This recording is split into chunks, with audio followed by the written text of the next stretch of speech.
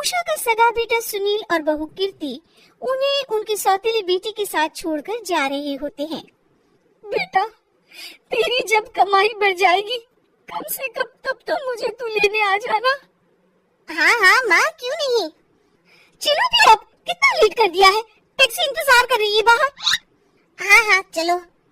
सुनील और कीर्ति चले जाते हैं और उषा उन्हें जाता हुआ देख उदास हो जाती है। तभी वहाँ निशा आ जाती है। अपनी सास को उदास देख निशा उनके पास जाती है। क्या हुआ मम्मी जी, आप तो बहुत सगा बेटा करती थी। आपकी सगी बेटी ने तो आपको छोड़ दिया और चले गए अपनी अलग गृहस्थी बसाने। देख बहू, मेरे बेटे को कुछ भी कहने की जरूरत नहीं है। मुझे यकीन है कि जब उसकी तनख्वाह बढ़ जाएगी तो वो मुझे लेने जरूर आ जाएगा। हाँ, ये भी देख लेंगे कि वो लोग आपको वापस लेने आते हैं या नहीं। तब तक तो आप भी यही हो और मैं भी। उषा अपने बेटे के ना होने से बहुत ही उदास रहने लगती है। उन्होंने खाना खाना भी छोड़ दिया। सुनिए जी, मम्मी जी ने आज भी कुछ नहीं खाया। जब भी खाने के बारे में पूछती हूँ तो कह देती है भूख नहीं है और अपने कमरे में ही बैठी रहती है। ये सुनकर ऋषभ अपनी माँ के पास खाना लेकर जाता है। माँ, सुनील बेटा आ गया था। तू है?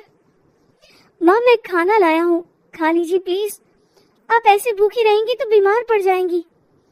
मुझे भूख नहीं है, ले जा तू खाना। ठीक है, फिर जब तक आप नहीं खाएंगी मैं भी नहीं जाने वाला यहाँ से। अरे तू क्यों जिद करता है? कहा ना मुझे भूख नहीं है।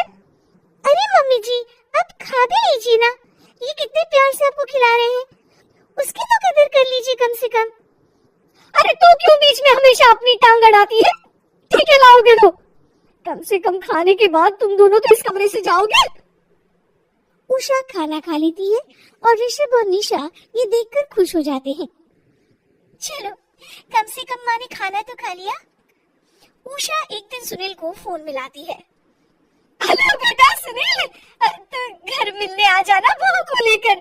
कितने दिन हो गए, बहुत मन कर रहा है मेरा। हाँ हाँ ठीक है माँ, ऑफिस में बहुत काम है, टाइम मिला तो आ जाऊंगा। सुनील फोन काट देता है। हेलो हेलो सुनील बेटा।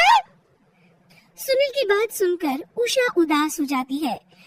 तभी वहाँ ऋषभ आ जाता है। माँ, ये देखो, मैं जलेबी लाया हूँ तुम्हारे लिए, तुम्हें बहुत पसंद है ना? उषा जलेबी देखकर बहुत खुश हो जाती है। अरे वाह, जलेबी ला दे। उषा जलेबियाँ खा रही होती है और ऋषभ अपने कमरे में चला जाता है। देखा मम्मी जी, आपका ये कितना ख्याल रखती है और प्यार सगी और सौतेली से नहीं आंका जा सकता।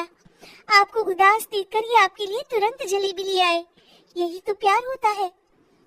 ये कहकर निशा वहाँ से चली जाती है और उषा सोचने लगती है, शायद तू ठीक कह रही है बहू। उषा देखती है कि ऋषभ उसका बहुत ख्याल रखता है और उसे उसकी गलती का एहसास होने लगता है। एक दिन सुनील और कीर्ति घर पर आते हैं। उषा उन्हें देखकर खुश हो जाती है। और माँ कैसी हो? अरे बहुत अच्छी हूँ। ऋषभ और बहू मेरा बहुत ख्याल रखते हैं। वैसे मुझे नहीं लगा था कि तू आएगा बहू के साथ। क्यों, ऐसा क्यों लगा आपको माँ? बेटा, फोन पर तूने कहा था कि तुझे बहुत काम है। हाँ माँ, पर मुझे ये भी तो पता था ना कि मेरी माँ इंतजार कर रही होगी मेरा। ना बेटा ना, मैं तो इंतजार नहीं कर रही थी, मैंने तो उम्मीद ही छोड़ दी थी। सुनील को ये देखकर अजीब लग रहा होता है कि उसकी माँ ऋषभ से अब बहुत अच्छे से बात कर रही होती है और उसके आने की उनको कोई खास खुशी भी नहीं होती है। अपनी माँ का ध्यान न पाकर उसे थोड़ी सी जलन महसूस होती है। माँ, ये देखो मैं क्या लाया हूँ, साड़ी तुम्हारे लिए। हाँ बेटा, अच्छी है साड़ी तो। अच्छी है तो फिर आप आज इसे पहनो और फिर कहीं घूमने चले जाते हैं। बेटा, ऋषभ ने भी मुझे साड़ी दी थी, आज तो मैं वही पहनूंगी। तेरी दी हुई साड़ी फिर कभी पहन लूंगी। सुनील को बहुत ही ज्यादा जलन हो रही होती है। उसे समझ नहीं आता कि अपनी माँ का ध्यान फिर से कैसे वो अपनी तरफ खींचे। रात हो जाती है और उनके जाने का वक्त आ जाता है। माँ, चलो अपना सामान बांधो और हमारे साथ चलो। कीर्ति ये सुनकर चौंक जाती है। ये क्या कह रही हैं आप? हम सासू माँ को लेने थोड़ी ना आए थे। अरे तुम चुप हो जाओ। माँ चलो जाओ, अपना सामान बांध लो। आप मेरे साथ आ रही हो, मैंने कह दिया तो कह दिया। अरे पर बेटा, तेरी तो तनख्वाह कम है, मैं तुझ पर बोझ नहीं बनना चाहती। अरे मुझ पर बोझ नहीं हो माँ, बस आप चलो ना, मैं लेकर ही जाऊंगा आपको।